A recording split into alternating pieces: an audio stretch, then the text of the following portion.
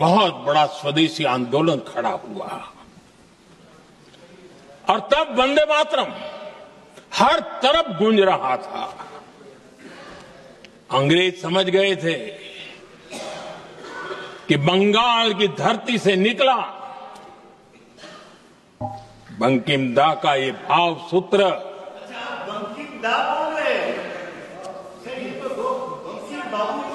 बंकिम बाबू बोले। अच्छा, thank you thank you thank you thank you thank you, आपकी भावनाओं के लिए मैं आदर करता हूं। बंकिम बाबू ने थैंक यू दादा, थैंक यू। हाँ, आपको तो दादा कह सकता हूं ना, वरना उसमें भी आपको इतराज हो जाएगा। बंकिम बाबू ने ये जो भाव विश्व तैयार किया था, उनके भाव गीत के द्वारा उन्होंने अंग्रेजों को हिला दिया।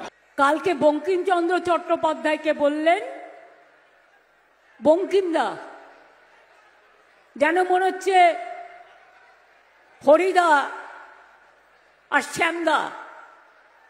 বঙ্কিমচন্দ্র চট্টোপাধ্যায় যিনি ন্যাশনাল সং রচনা করেছিলেন তাকে এইটুকু সম্মান দিলেন না?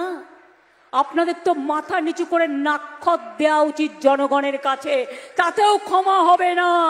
আপনারা অসম্মান করেছেন দেশের ইতিহাসকে, দেশের সংস্কৃতিকে, দেশের আন্দোলনকে।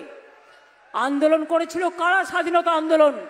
বাংলা 90% লোক বাংলায় শহীদ হয়েছিল, ফাঁসির কাটে গেছিল, জেলে ছিল, বন্দি ছিল, আর ছিল কিছু পাঞ্জাব। কোথায় ছিলেন আপনারা?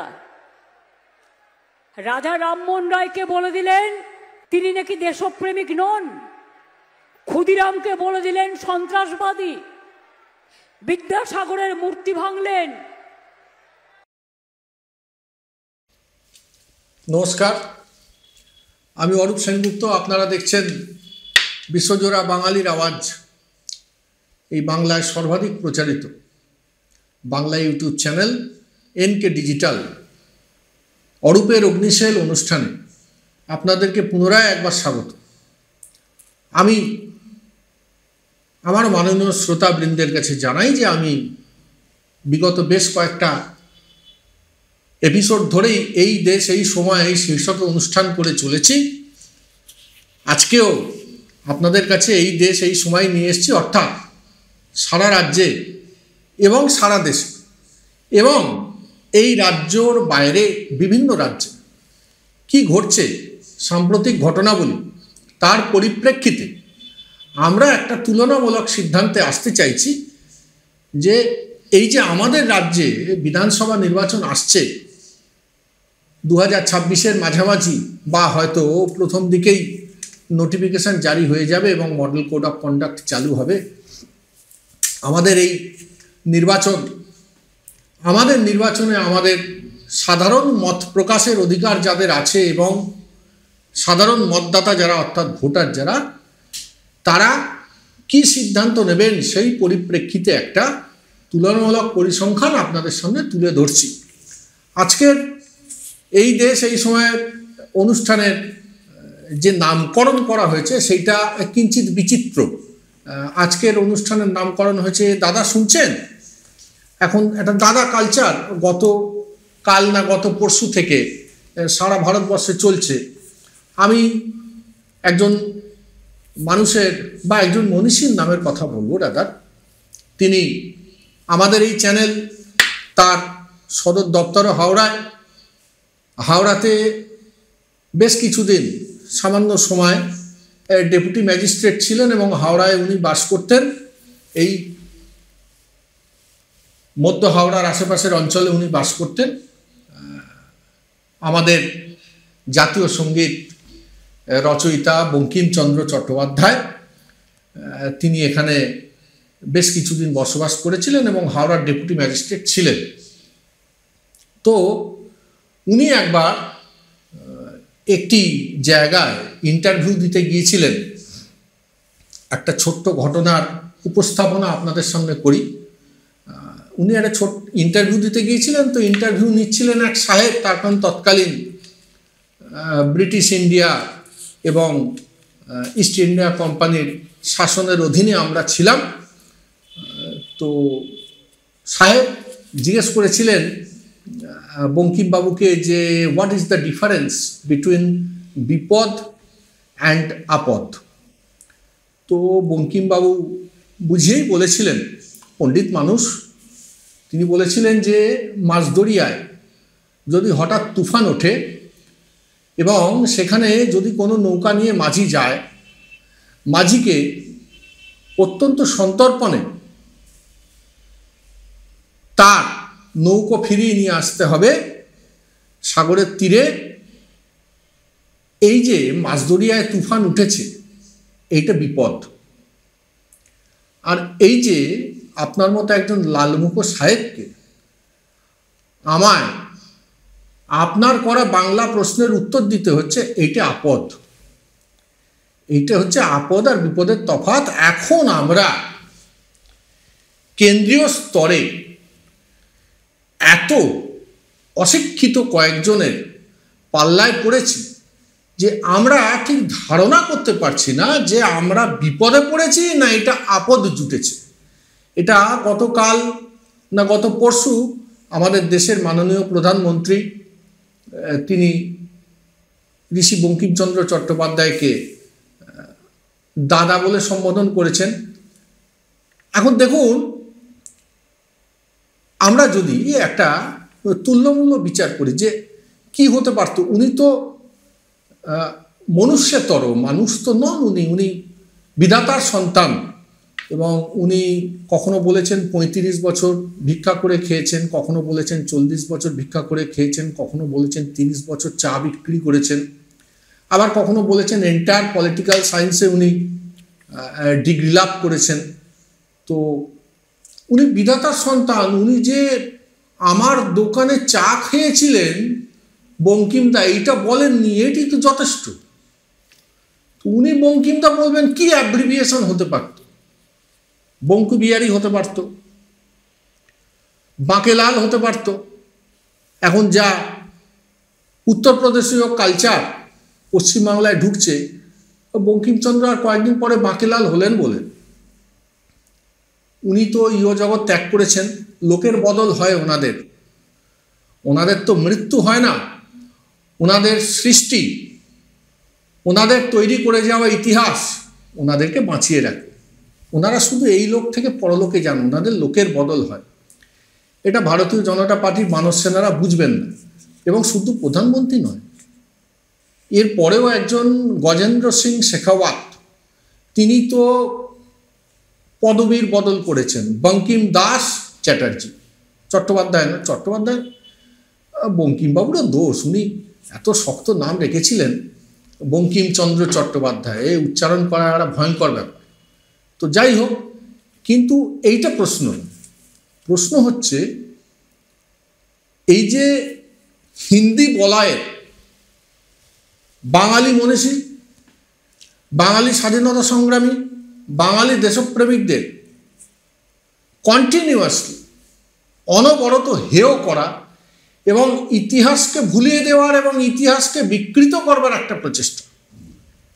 আমাদের প্রতিবাদটা এই কারণে থাকবে এনকে ডিজিটালের ডেস্ক থেকে। আপনি হিন্দি সিনেমার কথায় আসুন, আমি একটা ছোট্ট উদাহরণ আপনাদের দেবো, তার কারণ সিনেমাটা আজকের আলোচ্য বিষয়বস্তু নয় বা আলোচনার উপযোগ্যও নয়। কিন্তু আমি একটা বিখ্যাত উপন্যাস লিখেছিলেন শরৎচন্দ্র চট্টোপাধ্যায় এবং পাকে চক্রে, উনিও হাওড়ায় থাকতেন দীর্ঘদিন। উনি রামের সুমতি লিখেছিলেন, তখন উনি হাওড়ায় দেউলটির অনতি দূরে শান্তাবের বলে একটি গ্রামে থাকতেন এবং হাওড়ায় একটি অঞ্চল উনি থাকতেন, সেই অঞ্চলটির নাম, সেইখানে খুব গান বাজনার চর্চা সন্ধ্যার দিকে হতো, সেই জন্য উনি সেই জায়গার নাম দিয়েছিলেন বাজে শিবপুর, অর্থাৎ শিবপুরটা বাজছে। তো বাজে শিবপুরে উনি কিছুদিন ছিলেন। হাওড়া জেলা পশু ক্লেশ নিবারণ সমিতির সভাপতি ছিলেন। হাওড়া পৌরসভাতে উনি 1930 সালে কয়েক মাসের জন্য বসতেনও, যতটুকু ইতিহাস ঘেঁটে পাওয়া যাচ্ছে। তো যাই হোক, উনি একটি বিখ্যাত উপন্যাস লিখেছিলেন শরৎচন্দ্র চট্টোপাধ্যায়, দেবদাস। তো দেবদাসে চুনিবাবু চরিত্র ছিল, চন্দ্রমুখী চরিত্র ছিল, পার্বতী চরিত্র ছিল, আর দেবদাস। কিন্তু কোথাও ওনার উপন্যাসে শরৎবাবু কোথাও লেখেনি যে চন্দ্রমুখী এবং পার্বতীর দেখা হয়েছিল। কিন্তু সঞ্জয় লীলা বনশালী চন্দ্রমুখী এবং পার্বতীর দেখা করিয়েছিলেন, একসাথে নাচিয়েও ছিলেন। সিনেমাটা হিট হতে হবে, তো তাতে শরৎবাবুর উপন্যাস বিকৃত হয় হোক, এই যে প্রচেষ্টা, আমাদের প্রতিবাদটা এই ইতিহাস বিকৃতির প্রচেষ্টার বিরুদ্ধে রইল। আজ তো 2014টাও ইতিহাস, তাই নয় কি? 2014 হয়ে গেল তো আজকে 12-13 বছর, 2014টাও আজকে ইতিহাস। তো আমরা সেই ইতিহাসই বা ভুলি কেমনে? স্বাধীনতার পর 70 বছর হয়ে গেছে, স্বাধীনতার পর 70 বছর হয়ে গেছে। বারবার যে একটা ধুঁয়ো তোলা হচ্ছে কেন্দ্রীয় সরকার থেকে, একটা আবহ তৈরি করা হচ্ছে। আমি আজকে আপনাদের 2014 সালের একটা ইতিহাসের কথা বলি। 2014 সালটা এমনিতেই আমাদের কাছে একটা গুরুত্বপূর্ণ বছর, তার কারণ ওই বছরে যে লোকসভা নির্বাচন হয় তাতে Congress out, BJP in. BJP ভারতবর্ষের কেন্দ্রীয় সরকারে আসীন হয়েছিল এবং আপনারা সকলেই জানেন আমাদের রাজ্যের অধিকাংশ মানুষ অত্যন্ত রাজনীতি সচেতন। সেই কারণে আপনারা সকলেই জানেন যে প্রত্যেকটি রাজনৈতিক দল নির্বাচনের প্রাক্কালে তারা ক্ষমতায় এলে তারপরে কি করবে সেইটার একটা অগ্রিম অ্যানাউন্সমেন্ট করে, যেটাকে এক কথায় বাংলায় বলা হয় ইশতেহার আর ইংরেজিতে বলা হয় ম্যানিফেস্টো। এই যে 2014 সালে ভারতীয় জনতা পার্টি ক্ষমতা এলো, ভারতীয় জনতা পার্টির প্রকাশিত ইশতেহার বা ম্যানিফেস্টোয় কি ছিল? আমাদের আলোচনার দ্বিতীয় অর্ধে আমি সেই ম্যানিফেস্টো নিয়েই আপনাদের সামনে কিঞ্চিত আলোকপাত করব। এখানে নিয়ে নিচ্ছে একটা ছোট্ট বিরতি, সঙ্গে থাকবেন, বিরতির পর ফিরে আসছে। জয়গুরু রত্নভান্ডার জ্যোতিষ চেম্বার, এখানে গোল্ড মেডেলিস্ট জ্যোতিষী বসেন। হাই কোয়ালিটির আসল গ্রহরত্ন সবচেয়ে কম দামে এখানে পাওয়া যায়। স্থান বেলঘড়িয়া, রানী পার্ক, বটতলা, 2 নম্বর রেলগেটের নিকটে। 9681345722 এবং 9007778922। Welcome to the world of civil business. A Bengali business personality and the most successful business group, Roy Construction Group of companies, now coming Sarib, West Bengal. Mr. Anup Roy, the managing director of the Roy Construction Group company, ready to serve his native land, the mother Bengal.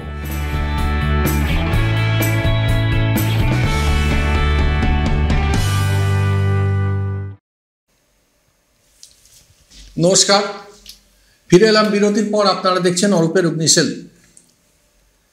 আমরা যেখানে ছিলাম যে election manifesto বা ইশতেহার, এই ভারতীয় জনতা party, doctor Murari মনোহর যোশী, শিক্ষিত মানুষ,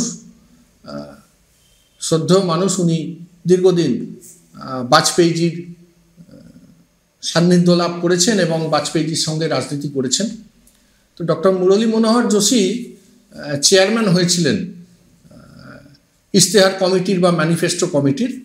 তা ওনারা একটা প্রিফেস লিখেছিলেন এবং প্রিফেস লেখার পরেই 4 পাতায় ওনারা কন্টেন্টস প্রকাশ করেছিলেন। প্রথম কন্টেন্ট ছিল প্রাইস রাইজ আর এমপ্লয়মেন্ট।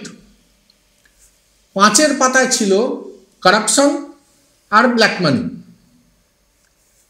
এইখানে আপনাদের একটা কথা বলতে হবে, 2014-তে ইশতেহারে যারা ব্ল্যাক মানির কথা লিখেছে 5 নম্বর পাতায়, যারা ব্ল্যাক মানি ফিরিয়ে আনবে বলেছে, তারা কিছুদিন আগে সংসদে ওই একই সরকার একটি আলোচনা বা একটি প্রস্তাব পাস করেছে ব্ল্যাক মানি বলে কিছুই নেই। হয়ে গেল, রাত গাই বাদ গাই, আর ব্ল্যাক মানি বলে কিছু নেই, আর নীরব মোদী নেই, আর বিজয় মালিয়া নেই। আমি আসছি পরের অধ্যায়ে। তো আমি যেটা করতে চাইছি, আমি ওই সংশ্লিষ্ট ইশতেহারের পয়েন্টসগুলো বলি আর তার ইলাবোরেশনে আসি একে একে। প্রথম, প্রাইস রাইজ, অর্থাৎ মূল্য বৃদ্ধি, ক্রমবর্ধমান মূল্য বৃদ্ধিকে ওনারা আটকাবেন এবং প্রধান গুরুত্ব দেবেন। কিছু কমেছে? আজকে এই যে ভারতীয় জনতা পার্টির ইশতেহার, এই ইশতেহারের বিচার করবার দায় আমরা নেব না, আপনাদের উপর ছেড়ে দিচ্ছি। মাননীয় শ্রোতাবৃন্দ বলবেন প্রাইস রাইজ কমেছে কিনা। দ্বিতীয় কি ছিল? এমপ্লয়মেন্ট, বছরে 2 কোটি বেকারের চাকরি দেব, হলো? 2014 থেকে যদি হিসাব করা যায় 2025, অর্থাৎ 11 বছর, 14, 15, 16, 17, 18, 19, 20, 21, 22, 23, 24, 25, 12 বছর। 2025 শেষ হতে যাচ্ছে, আমরা ডিসেম্বর মাসে এই অনুষ্ঠান করছি, তাহলে 12 বছরই ধরব। 12 বছরে তার মানে 24 কোটি বেকারের চাকরি হওয়ার কথা। একটু কেন্দ্রীয় সরকারকে বলুন না পশ্চিমবঙ্গের বানর সেনারা একটা শ্বেতপত্র প্রকাশ করতে, 2400 লোকের চাকরি হয়েছে কিনা কেন্দ্রীয় সরকারে। আমাদেরও তো জানতে হবে, আমরা তো মতদাতা, আমরা তো ভোটার। গণতন্ত্রে একটা দিন হলেও তো আমরা মালিক হব, আপনারা মালিক হবেন, আমাদের জানাতে হবে তো। এরপরে কি ছিল? কারাপশন, দুর্নীতি। ওরে বাপরে, নীরবে কমিয়েছেন দুর্নীতি কেন্দ্রীয় সরকার। কিভাবে নীরবে কমিয়েছেন? নীরব মোদী নীরবে পালিয়েছে, ললিত মোদী নীরবে পালিয়েছে, মোদী ব্রাদার্স গেল, মেহুল চোকসি হাওয়া, বিজয় মালিয়া হাওয়া, ভ্যানিশ। সত্যজিৎ রায় মন্দার বোসকে দিয়ে সোনার কেল্লাতে ডক্টর হাজরা ভ্যানিশ করে দিয়েছিলেন না, ম্যাজিক। রাজস্থানের কেল্লায় দুষ্টু লোক, এইসব দুষ্টু লোকদের ভারতীয় জনতা পার্টি ভ্যানিশ করে দিয়েছে। দুর্নীতি কমে গেল। আসুন ব্ল্যাক মানি, কালো টাকা। আমি আপনাদেরকে আজকে একটা ব্যক্তিগত বিষয় শেয়ার করি যে আমি ছোটোবেলায় যখন একদম অ্যাডোলেসেন্স পিরিয়ড, আমি ভাবলাম যে টাকাগুলো কালো দেখতে হবে সেইগুলোকেই বোধহয় কালো টাকা বলে। পরে দেখলাম বিষয়টা তা না, কালো টাকার একটা অন্য সংজ্ঞা আছে। এই কালো টাকা বা ব্ল্যাক মানি, এইটা ফেরত আনবো এবং ফেরত এনে ভারতবর্ষের প্রতিটি বোনাফাইড ভোটারের সেভিংস অ্যাকাউন্টে 15 লক্ষ টাকা করে ফেরত দেবো। ওনারা লিখেছিলেন ম্যানিফেস্টোতে, তলায় ডক্টর মুরলী মনোহর যোশী সই করেছিলেন। আজকে চ্যানেলের অফিসে এভিডেন্সিয়াল কাগজপত্র সব জমা দিয়ে দেবো, আমি এনেছি। ভোবা কোথায় কি, পান্তা ভাতে কি, বাঙালির একটা প্রবাদ ছিল না? 15 লক্ষ টাকা পেয়ে গেলাম। এখন ব্ল্যাক মানি, এটা কাকে বলছে? Funds earned on the black market on which income and other taxes have not been paid. In better sense, the unaccounted money that is concealed from the tax administrator, অর্থাৎ ট্যাক্সের আওতার অধীনে যে টাকাকে দেখানো হচ্ছে না বা হয়নি, সেইটাকেই এক কথায় ব্ল্যাক মার্কেট বলছে বা ব্ল্যাক মানি বলছে। কোথাও সূত্র বলেছে 22,000 কোটি টাকা রয়েছে, কোথাও সুপ্রিম কোর্টে রিট পিটিশন আমাদের জানাচ্ছে 900 লাখ কোটি টাকা। আসলে ঠিক কত টাকা বিভিন্ন ভারতীয়, সেটা রাজনৈতিক হতে পারে, ব্যবসায়ী হতে পারে, হোয়াইট কালার ক্রিমিনালস হতে পারে, তারা ক্রিকেটার্স হতে পারে, অভিনেতা অভিনেত্রী হতে পারে, তারা কোথায় কত ব্ল্যাক মানি রেখেছেন এটা আমাদের কাছে আজও অজানা বা অধরা। সুইস ব্যাংকার্স অ্যাসোসিয়েশন আর গভর্নমেন্ট অফ সুইজারল্যান্ড জানাচ্ছে এর পরিমাণ $2 বিলিয়ন। মার্চ 2012 ভারতের সংসদের সিবিআই ডিরেক্টরের অবজারভেশন নথিভুক্ত হয়েছিল 500 বিলিয়ন ইললিগাল মানি বিদেশে রয়েছে। আর মার্চ 2018-তে আমরা জানতে পারলাম সুইস এবং অন্যান্য অফশোর ব্যাংকসে গচ্ছিত কালো টাকার পরিমাণ 300 লাখ কোটি। অর্থাৎ আমি যেটা বোঝাতে চাইছি, বারে বারে বারে বারে এই অ্যামাউন্টটা ফ্লাকচুয়েট করেছে, যার জন্য আমরা ভারতবর্ষের নাগরিক এবং যারা বোনাফাইড ট্যাক্স পেয়ার আমরা কোনো সময়তেই কোনো সঠিক দিশা পাইনি এই বিষয়টায়। যারা পাওয়ার তারা পেয়েছেন, সেটা আপনারাও বুঝতে পারছেন। আজকে ফেব্রুয়ারি 2012 সিবিআই এর director AP Singh first Interpol global programme on anti corruption and asset রিকভারিতে জানালেন, it is estimated that around $500 billion of illegal money belonging to Indians is deposited in tax havens abroad. Largest depositors in Swiss banks are also reported to be Indians. আসুন এইবারে কাট্টু। এই কিছুদিন আগে সমস্ত কালো টাকা ফিরিয়ে নিয়ে আসতে প্রতিশ্রুতিবদ্ধ ইস্তেহারে দেওয়া সেই কেন্দ্রীয় সরকার বললেন, কালো টাকা বলে কিছুই হয় না, রাত গই বাত গই। জুমলা। ভারতবর্ষের স্বরাষ্ট্রমন্ত্রী একটা ভাষা ব্যবহার করেন না, জুমলা। সবসময় একটা তাচ্ছিল্য, একটা অশিক্ষিতের আস্ফালন। আপনারা দেখেছেন একটা ভাষার ব্যবহার হচ্ছে এখন, এই যে স্পেশাল ইন্টেন্সিভ রিভিশন চলছে, যাদের কাছে যথার্থ কাগজ নেই তারাও আমার সহনাগরিক, দীর্ঘদিন ধরে রয়েছেন, নথিবিহীন অভিবাসনকারী বলে, অর্থাৎ আনডকুমেন্ট ইমিগ্রেন্টস এই বলে তাদের সম্মান জানানো হয়। কি একটা চলছে দেখেছেন, ঘুষপেটিয়া। একটা মানে কি বলবো, একটা নচ্ছার ভাষার ব্যবহার, একটা তাচ্ছিল্য, মানুষকে ছোট করবার একটা অনৈতিক প্রয়াস সবসময় দেখতে পাবেন আপনারা। সম্মান জানাবার জন্য যে ভেতরে শিক্ষার প্রয়োজন হয় সেটাই নেই। ইশতেহারের 12 পাতায় আছে জুডিশিয়াল, সে তো দেখতেই পাচ্ছি আমরা আপনারা সকলে। কি আর বলবো, জুডিশিয়াল নিয়ে একটা অনুষ্ঠান পরে করব ইশতেহারের, যদি চ্যানেল অনুমোদন করে। 14 পাতায় আছে ইলেকটোরাল, সেও আমরা দেখতে পাচ্ছি। আর 21 পাতায় আছে প্রমোশন অফ স্পোর্টস। এই জায়গাটায় এসে আমি ব্যক্তিগত স্তরে খুব ঘেঁটে ঘন্ট হয়ে গেছি। আপনারা আজকের এই অনুষ্ঠান শুনে মন্তব্য করে আমাকে একটু পাঁক থেকে টেনে তুলবেন, এই অনুরোধ রাখলাম। ধরুন আমরা একটা সময় দেখেছি, তখন মহারাষ্ট্রে শিবসেনার জয় জয়কার, ওয়াংখেড়েতে পিচ খুঁড়ে দিয়েছে পাকিস্তানকে খেলতে দেবে না বলে। কেন? ওরা মুসলমান, আমার এখানে হিন্দু রাজ্য, এটা আমি খেলতে দেব না। পাকিস্তান খেলতে পারেনি। আবার এখন দেখছি যখন পাহেলগাঁও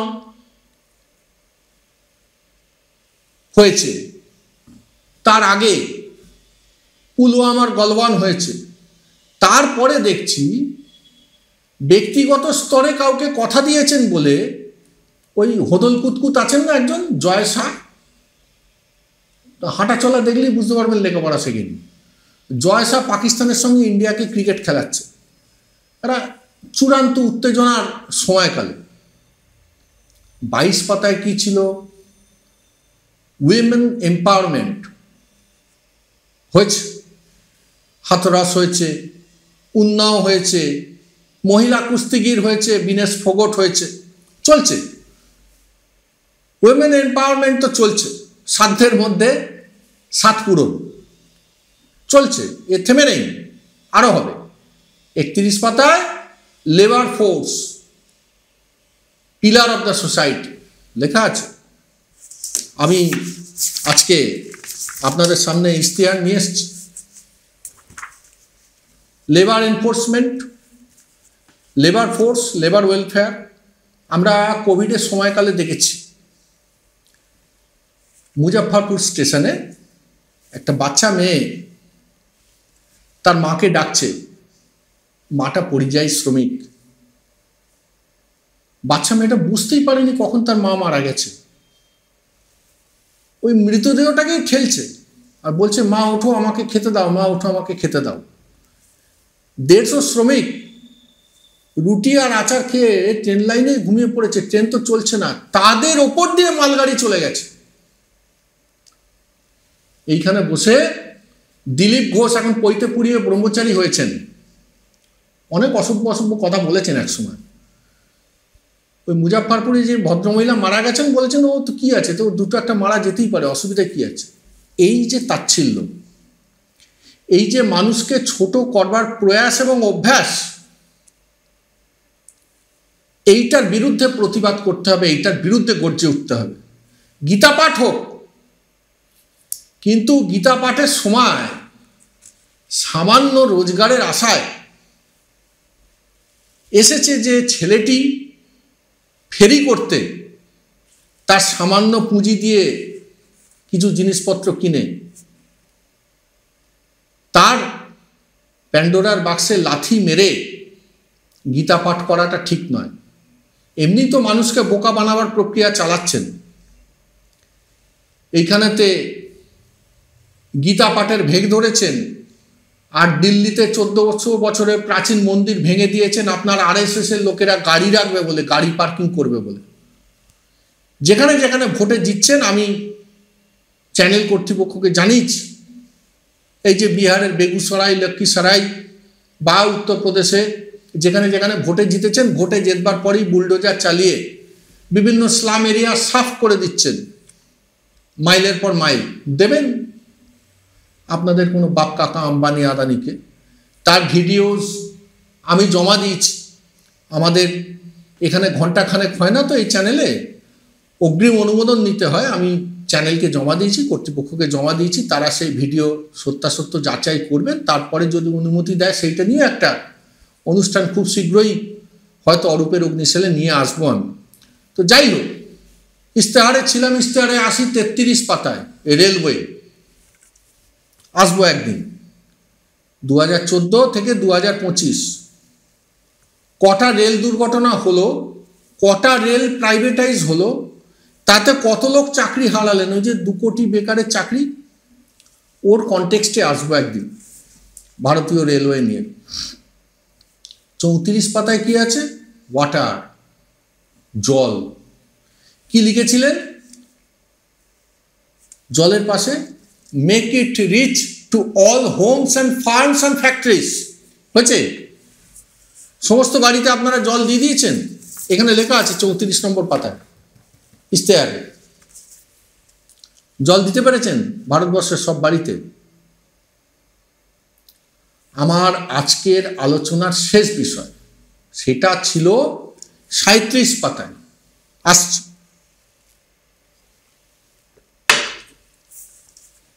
Secure Indians,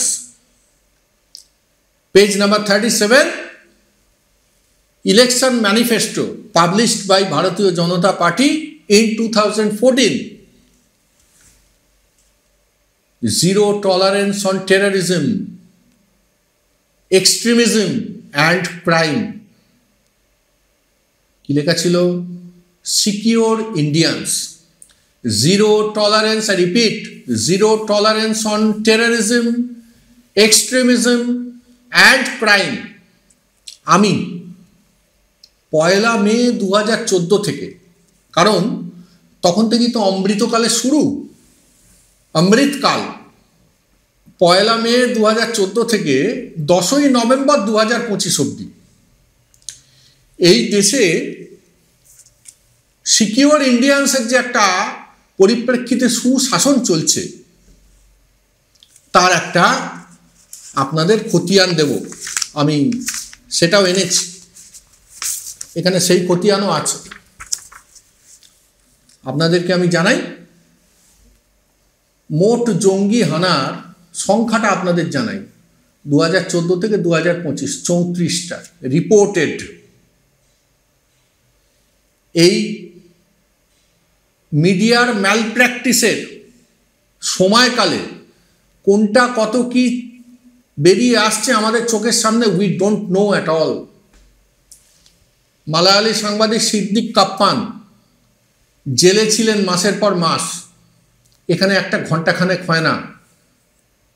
ওই যে বাংলা স্ফিয়ারে বসে বসে ভারতীয় জনতা পার্টি থেকে টাকা নিয়ে চেঁচাচ্ছেন সুমন চট্টোপাধ্যায়, ভুবনেশ্বরের জেলে ছিলেন, ঘন্টাখানেক হয়নি। এরকম অনেক কিছু আমরা জানতে পারি না, আন্ডার দ্য টেবিল বেরিয়ে চলে যায়। যে কটা রিপোর্টেড, সেই রিপোর্টেড টেররিজমের সংখ্যা হচ্ছে 34, স্থান চেন্নাই, আসাম একাধিকবার, মহারাষ্ট্র, বেঙ্গালুরু, জম্মু বহুবার, মণিপুর, পাঞ্জাব, পাঠানকোট, ভোপাল, ছত্তিশগড়, কেরল, কোচি, দিল্লি, লালকেল্লার পাশে গাড়ি বিস্ফোরণ। পশ্চিমবাংলা নেই কিন্তু। মৃত্যু 624 জন রিপোর্টেড, উইকিপিডিয়াতে ছাড়া আছে, আমার কথা নয়, রিপোর্ট বলছে। মিডিয়া তো দেখান না আপনারা, একটু ইয়োলো জার্নালিজম থেকে বেরিয়ে আসুন না। স্নো পাউডার মেখে যে ঘন্টাখানেকে বসে পড়ছেন যারা, একটু আসুন, একটু কথা বলুন না। আমরা একটু জানি, আমরা একটু শুনি, তথ্য তো রয়েছে। বানর সেনার দল চাইলেই দেব বিশদে, কোনো আপত্তি নেই। এনকে ডিজিটালের কাছে তথ্য আছে। এরপরেই 42 পাতায় অমৃতময় ভারত, অর্থাৎ ভারতে সকলে অমৃত সুধা পান করছে। এ কি সুধা রস আনে, রবীন্দ্রনাথ লিখে গিয়েছিলেন না? আমি আগে বহুবার এই চ্যানেলে বলেছি, আপনাদের সামনে অকপটে স্বীকার করেছি, আই রেসপেক্ট অটল বিহারী বাজপেয়ী, আমি শ্রদ্ধা করি। গোধরায় একটা গাড়িতে আগুন লাগিয়ে যখন পুড়িয়ে দিয়েছিলেন সকলকে, বর্তমানে উনিজি, তখন কিন্তু বাজপেয়ীজি বলেছিলেন, রাজনীতির ধর্ম পালন করুন, আপনারা রাজধর্ম পালন করুন।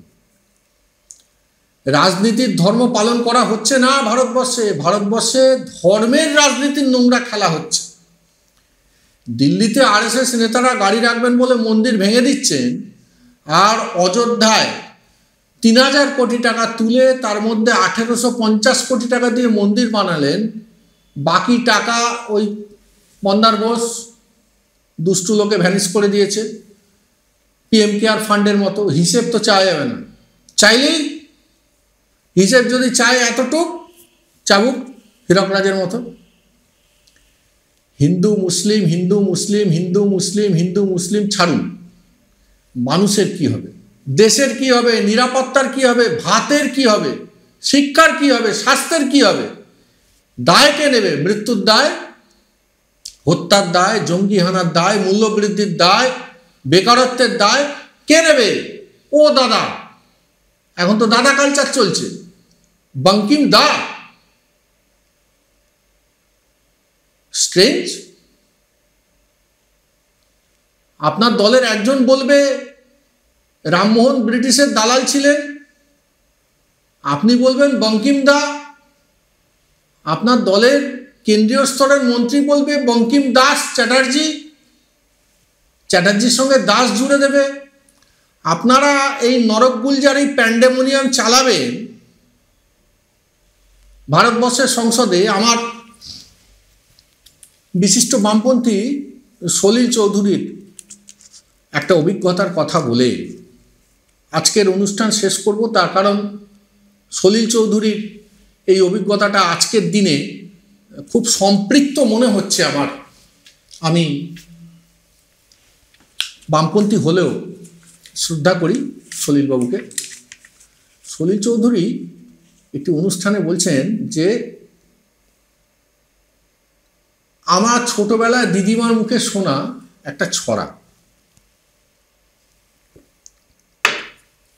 একানরে বলে একটা ভূত ছিল। বাড়ির বাচ্চারা বদমাইশি করলে কান কেটে নুন ঘষে দিত। এখন সলিলবাবুর একটা অবজারভেশন হয়েছে প্রাপ্ত বয়সে এসে, যে এই যে একানরে বলে ভূত, এ যদি সত্যি থাকে, তাহলে এই যে এত কান কাটলো সেই কানগুলো গেল কোথায়, সে রাখলো কোথায়, এইসব ভেবে উনি একটি কবিতা লিখলেন। কানপুরেতে একানরের মস্ত বড় মোকান। যেহেতু কান নিয়ে গল্প বা কবিতা, বলছেন কানপুরেতে একানরের মস্ত বড় মোকান, হরেক রকম কানের সেটায় কানোহারি দোকান। যেরকম মনোহারি দোকান হয়, স্টেশনারি দোকান, মনোহারি দোকান গঞ্জে থাকে, শহরতলিতে থাকে। আমাদের শিক্ষা সংস্কৃতি বেড়ে ওঠার সঙ্গে ওতপ্রোতভাবে জড়িয়ে আছে মনোহারি দোকান, ওই রকম কানোহারি দোকান। কানপুরেতে একানরের মস্ত বড় মোকান, হরেক রকম কানের সেটায় কানোহারি দোকান। কান পাতলা সেখানে যায় কিনতে মোটা কান, আর কানে খাটো নিয়ে আসে লম্বা দেখে কান। কানা ঘুষো যা কিছু হয় কানাকানি, সব ওই একানরে করেছে আমদানি। তখনও দেশ হয়নি স্বাধীন, মন্ত্রী ছিলেন ডানকান। একবার গেলেন কানপুর কিনতে তার বাঁকান। ডানকান কিনতে গেছেন বাঁকান। একানরে বললে দেখুন সময় দিতে হবে, মন্ত্রীর কান আনতে গেলে দিল্লি যেতে হবে। এই না বলে একানরে দিল্লি দিল হাঁটা, 6 দিন পর ফিরল, দেখে চক্ষু ভাটা ভাটা। বলে একানরে নিন ফিরিয়ে অ্যাডভান্সের টাকাটা, দিল্লি গিয়ে দেখি ওদের সবার দোকান কাটা। এই দোকান কাটা সকলে মিলে আপনারা একটা নরকগুলজার চালাবেন ভারতবর্ষের সংসদে বসে বসে, মাফ করবেন, বাঙালি মেনে নেবে না। বাঙালির পক্ষে মেনে নেওয়া সম্ভব নয়। আপনারা রাজ্যে বিরোধী দলের মর্যাদায় থাকবেন কি থাকবেন না, সেটাও গণদেবতা এখনো ঠিক করেন। এখনই হকার মারছেন, যেখান সেখান উত্তেজনার সৃষ্টি করছেন ধর্মের জিগির তুলে। বাঙালি মেনে নেবে না, এখনো সময় আছে, নিজেদেরকে বদলান। হয়তো ফল ঈশ্বর চাইলে অন্যরকম কিছু হতে পারে, নচেত আপনাদের কোনো আশা দেখছি না। আজকে এই পর্যন্তই, ফিরে আসবো পরবর্তী অরূপের অগ্নিশেল নিয়ে। ভালো থাকবেন সবাই, নমস্কার।